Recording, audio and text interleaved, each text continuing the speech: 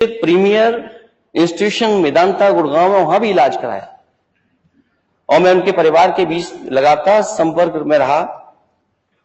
उनके परिवार के लोग उस अस्पताल से संतुष्ट नहीं थे, तो वो विधायक जी को पीजीआई में लेकर के आए। मैं खुद देखने गया, मैंने देखा कि इलाज अच्छा चल रहा है, बहुत इलाज हुआ, लेकिन उसके बाद भी हम लोग उन्हें, विधायक जी को, डॉक्टर और हम सब लोग कोई नहीं बचा पाया। अध्यक्ष महोदय, ये बात मैं इसलिए बता रहा हूं, कई महत्वपूर्ण लोगों ने कैंसर जैसी बीमारी ने जान ली है, और क्योंकि हम लोग राजनीति में रहते हैं, क्योंकि हमें काम करना है, समाज में हमारी छवि क्या है, समाज में न जाने हमारे दोस्त न जाने इस बार, इसमें बीमारी को भी छिपाते हैं।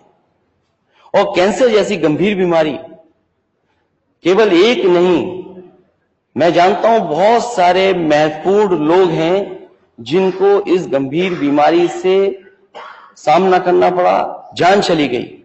अध्यक्ष मुझे याद आता है, समाजवादी पार्टी का एक बहुत ही महत्वपूर्ण कार्यकर्ता, जिम्मेदार नेता, उसको एक बीमारी हुई, उसका एम्स में इलाज हुआ, एम्स में सबसे बड़े डॉक्टर ने ऑपरेट किया उसका, लेकिन उसके कुछ दिनों बाद फिर वो जनरेट हो गया कैंसर।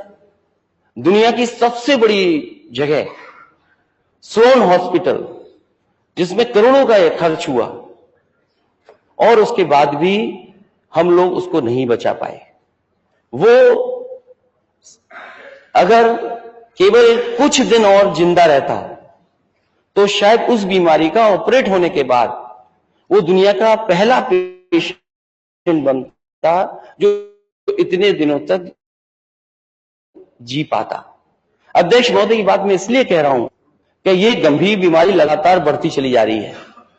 अध्यक्ष महोदय, मैं आपके माध्यम से नेता सदन की भावना को समझते हुए उनके जो उन्होंने व्यक्त की है, कैंसर जैसी गंभीर बीमारी के लिए, क्योंकि उत्तर प्रदेश सबसे बड़ा प्रदेश है, 24 करोड़ लोग हैं, और अगर डेटा हम निकालेंगे और डेटा पे अगर हम जाएंगे तो ये गंभीर बीमारी लगातार बढ़ती चली जा रही है। अनिल दोहरे हमने खोया 40 दिन के अंदर, बहुत सारे लोगों को हम लोग खोते हैं।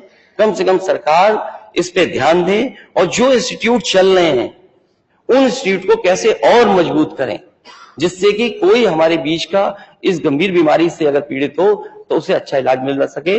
मैं आपके माध्यम से इनके प्रति संवेदना प्रकट करता हूं, मैं आपका धन्यवाद देता हूं। मैं अपनी तरफ से, अपनी पार्टी की तरफ से और सभी दलों के नेताओं की तरफ से मैं इन सभी विधायकों को याद करता हूं। बहुत धन्यवाद। नेता अपना दल एस श्री राम निवास वर्मा जी। आदरणीय अध्यक्ष जी, उत्तर प्रदेश के पूर्व मंत्री व लखनऊ से भाजपा विधायक आशुतोष टंडन जी गोपाल जी का लंबी बीमारी के बाद 63 वर्ष की आयु में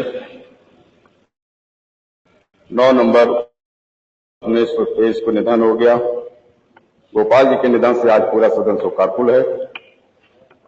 टंडन जी का जन्म 12 मई 1960 को उत्तर प्रदेश की राजधानी लखनऊ में हुआ। वो भारतीय जनता पार्टी के वरिष्ठ नेता व पूर्व राज्यपाल लालजी टंडन जी के पुत्र थे। उन्होंने लखनऊ विश्वविद्यालय से स्नातक की डिग्री प्राप्त की।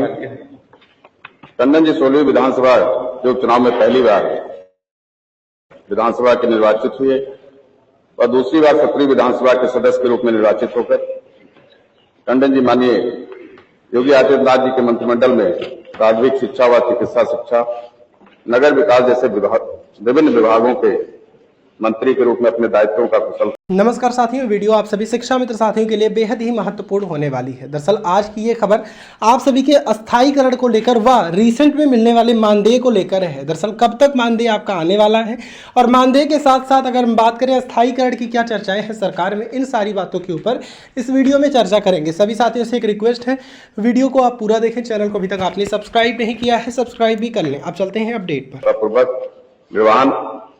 क्या वह तीसरी बार 18वीं विधानसभा के सदस्य निर्वाचित किए। टंडन जी समाज के सभी वर्गों में बहुत ही लोकप्रिय रहे और आजीवन समाज के सभी वर्गों के उत्थान के लिए संघर्षरत रहे। आशुतोष टंडन जी के निधन से प्रदेश व समाज की अपूर्णीय क्षति, एक जनप्रिय कर्मठ जुझारू राजनेता के रूप में वह सदैव याद किए जाएंगे।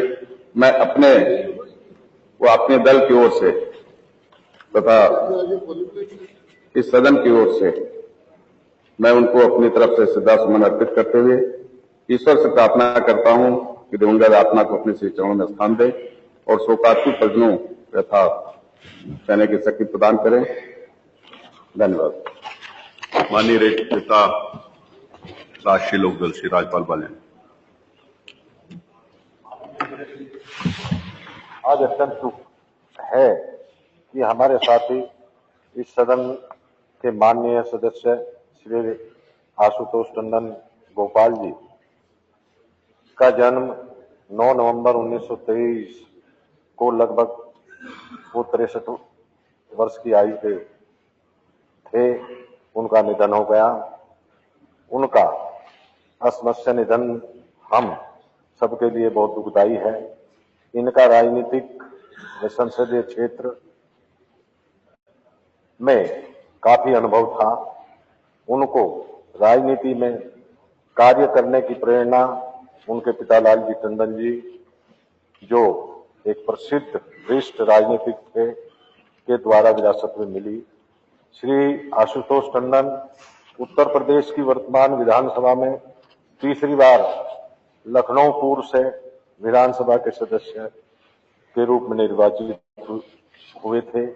ये सर्वप्रथम उपचुनाव में वर्ष 2014 में, तत्पश्चात 2017 में और 2022 में निर्वाचन क्षेत्र लखनऊ पूर्व से विधानसभा सदस्य के रूप में निर्वाचित हुए। ये विधानसभा की उनके महत्वपूर्ण समितियों के सदस्य रहे और उत्तर प्रदेश सरकार में कैबिनेट मंत्री भी रहे। आशुतोष टंडन जी के निधन से प्रदेश ने एक कुशल राजनीतिक एवं सामाजिक सेवी खो दिए हैं। आज पूरा सदन शोकाकुल है।